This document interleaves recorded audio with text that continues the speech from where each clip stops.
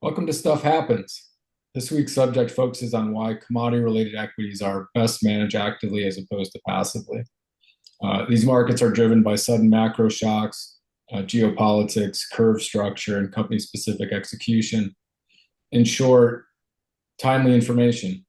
So setting a rigid allocation holding can often lead to the wrong exposure at the wrong time, which a passive strategy does.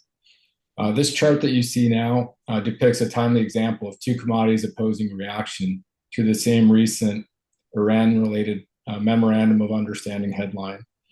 An active approach to a relatively predictable outcome can generate outsized returns. So in this example, as it looked likely that this was actually going to occur, in addition to the previous five, reducing exposure to oil as supplies in the transit of such would expect to normalize, and increasing exposure to precious metals as inflation fears were reduced, largely due to lower oil prices, with macro relief outweighing fears. So an active management can take advantage of that logical outcome rather than a passive approach of static allocation that is just likely not ideal.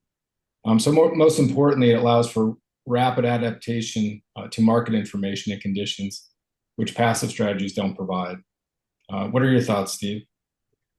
No, I agree completely. I think, we don't see the slide here, but if you look at the beginning of or we don't see that depicted in this slide, but if you look at the beginning of the conflict itself, your knee-jerk reaction to one of the biggest disruptions in oil market history would be to buy the major sort of, let's say, if you're on a passive, you want to buy an ETF, to buy the XLE.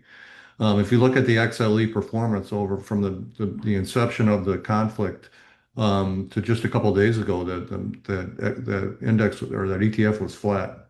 So again, however, if you look at some of the subsectors and the refiners in particular, which we were doing most of our work, that subsector and those stocks significantly outperform. So again, just taking a passive strategy, as you alluded to, at the inception of this conflict would not have allowed you to pick up the excess return that was inherent in the conflict itself. Yeah, I think the takeaway overall is just an active approach can respond accordingly to changing conditions in real time. Perhaps it's not as convenient as buying an ETF, and the fees may be higher. However, if done right, investment returns should outweigh both the added time and the expense involved in an active approach. And with this administration, I would argue that headline commodity-related movements are arguably more common than any other time that I've had experience with. So, with that, we'll leave it there.